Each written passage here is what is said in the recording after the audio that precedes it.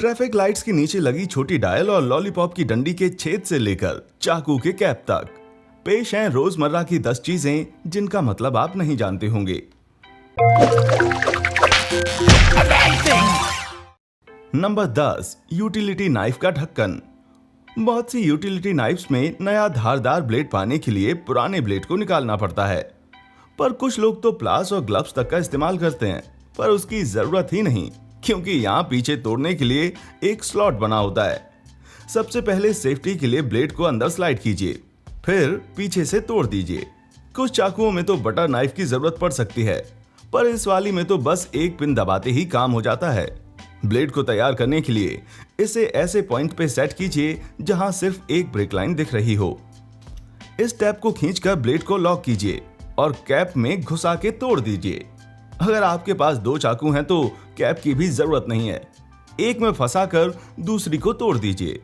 टूटे हुए टुकड़े को टेप में लपेट दीजिए ताकि जब आप इसे फेंकें तो किसी को चोट ना लगे।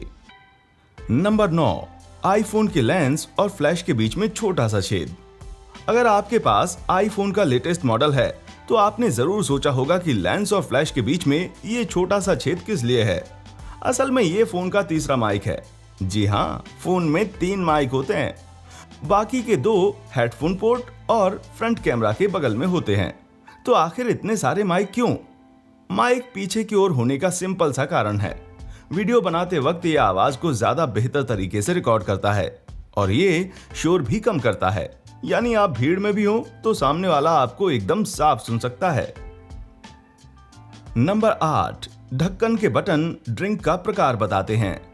बचपन में इन बटन से खेलने में भले ही मजा आता हो, पर इनका खास यूज भी है। इन बटन्स पर लिखा होता है कि ड्रिंक हॉट है कि नहीं या डाइट है कि नहीं। आपको अपना ड्रिंक पता करने में बिल्कुल भी समय बर्बाद नहीं करना है, बस ढक्कन चेक करने से काम हो जाएगा।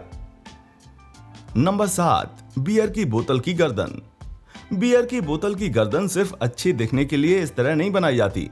तो क्या कारण है? ये कि इस डिजाइन की वजह से हमारे शरीर की बहुत कम गर्मी ही बियर तक पहुंच पाती है, जिसकी वजह से ज्यादा देर तक ठंडी रह पाती है और सबके मजे में 4 चांद लगाती है। आप टुन्न हो चुके लोगों को घर ले जाने वाले टैक्सी के ड्राइवर हैं तो बात अलग है। नंबर 6, स्टेपलर पर मेटल प्लेट। स्टेपलर करते वक्त ज्यादातर लोग ध्यान ही नहीं देते कि वो चीजों को किस तरह से जोड़ रहे हैं। स्टेपलर करने के 2 तरीके हैं। आप शायद परमानेंट वाला तरीका ही जानते होंगे, क्योंकि ये स्टेपलर की डिफॉल्ट सेटिंग है। जी हाँ, स्टेपलर में भी सेटिंग्स होती हैं। ये सब छेदों की 2 कतारों वाली प्लेट से जुड़ा हुआ है। आम तरह से स्टेपलर करने पर स्टेपलर के पीछे का हिस्सा इस तरह से अंदर की ओर मुड़ जाता है, पर यह तरीका काफी मजबूत होता है और जरूरत पड़ने पर हटाना मुश्किल हो सकता है। इसलिए जरूरत पड़ती है टेम्पररी या वक्ती तरीके की। आपको बस स्टेपलर के नीचे वाली प्लेट घुमाना है। इसके बाद स्टेपलर करने पर स्टेपल्स अंदर की बजाय बाहर की तरफ मुड़ते हैं। इस मेथड को बहुत कम ही लोग जानते हैं। इस तरह से किए गए स्टेपल को आप बड़ी आसानी से खींचकर निकाल सकते हैं। आजकल के नए मॉडल्स में ये फीचर कम ही होता है, पर पुराने वालों में जरूर होता था। नंबर 5, लॉलीपॉप की डंडी का छेद। भले ही ये छेद बांसुरी के छेद की तरह लगे, पर ये लॉलीपॉप खत्म करने के बाद बजाने के लिए नहीं है, बल्कि ये छेद इसलिए होता है ताकि कुछ कैंडी पिघलकर इसमें फंस जाए।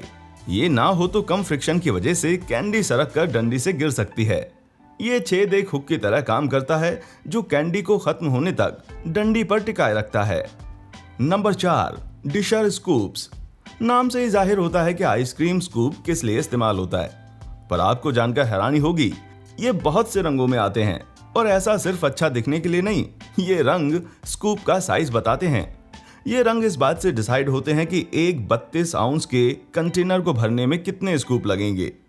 कितने स्कूप लगेंगे जानने के लिए इस टेबल को देख सकते हैं। एक बात नोट करिएगा कि अलग अलग मैन्युफैक्चरर के हिसाब से यील्ड वेरी करती है। ये यील्ड वेरी कर सकती है, इसलिए अगर आप एकदम सटीक नापना चाहते हैं तो बेहतर है पहले अपने स्कूप नाप लें। नंबर 3, ड्रिंक्स के ढक्कन कोस्टर की तरह यूज किए जा सकते हैं। पैक कराकर ले जाने वाले ड्रिंक्स के ढक्कन आपकी सोच से ज्यादा काम के हैं। ये ना सिर्फ ड्रिंक को आपके ऊपर गिरने से रोकते हैं, बल्कि कोस्टर का भी काम करते हैं। ड्रिंक का कप ढक्कन के रिवर्स साइड में आराम से फिट हो जाता है, ताकि आप हर सतह को चिपचिपा ना बना दें। नंबर 2, लोगों का दम घुटने से बचाने के लिए पैन के ढक्कन में छेद। लोगों के बीच एक गलतफहमी होती है कि पैन के ढक्कन का छेद इंक को सूखने से बचाने के लिए या सीटी बजाने के लिए होता है। जी नहीं, कुछ लोग, खासकर बच्चों की पेन चबाने की आदत होती है, जिसके चलते ढक्कन निकलकर गले में फंस सकता है। ऐसी हालत में छेद ना होने पर यह ढक्कन हमारी श्वास नली को जाम करके हमारा दम घोंट सकता है। लीगो हेड्स में भी इसीलिए छेद होते हैं। दरअसल पेन और दूसरे राइटिंग इंस्ट्रूमेंट्स की मैन्युफैक्चरिंग में सेफ्टी के लिए ऐसी कई लीगल रिक्वायरमेंट्स होती हैं। अनुमान बताते हैं कि हर साल लगभग 100 लोग पेन के ढक्कन से दम घुटने की वजह से मरते हैं। पर छेद वाले ढक्कन आने के बाद से इस आंकड़े में काफी गिरावट आई है। पर यह पेन का अकेला छेद नहीं है। बॉल पॉइंट के एंड या साइड में भी एक छेद होता है। इसे वेंट होल बोलते हैं और ये पेन के अंदर वैक्यूम बनने से रोकता है, वरना टिप की तरह स्याही का बहाव ही रुक जाता भाई। ये प्रेशर के तीव्र बदलाव में, जैसे कि एरोप्लेन्स में, पेन को फटने से बचाता है। नंबर 1, ट्रैफिक लाइट के छिपे हुए डायल। शायद आपने ट्रैफिक लाइट के नीचे छिपे इन स्पिन करते हुए डायल्स को ना देखा हो, पर इनका मकसद काफी इंटरेस्टिंग है। ये सिर्फ बच्चों का दिल बहलाने के लिए नहीं, बल्कि अंधे और बहरे लोगों को ग्रीन के बारे में बताने के लिए होता है। नॉटिंघम यूनिवर्सिटी द्वारा डिजाइन्स ये डायल्स सिग्नल हरा होने पर घूमने लगते हैं। ये डायल्स यूके में तो पाए जाते हैं, दूसरी जगहों का मुझे पता नहीं। क्या आप भी ऐसे किसी फीचर के बारे में जानते हैं जिसके बारे में कम ही लोग जानते हो? तो नीचे कमेंट में हमें जरूर बताइए। वीडियो से आपको कुछ नया सीखने को मिला हो तो लाइक जरूर करें। हमारा चैनल देखने के लिए शुक्रिया।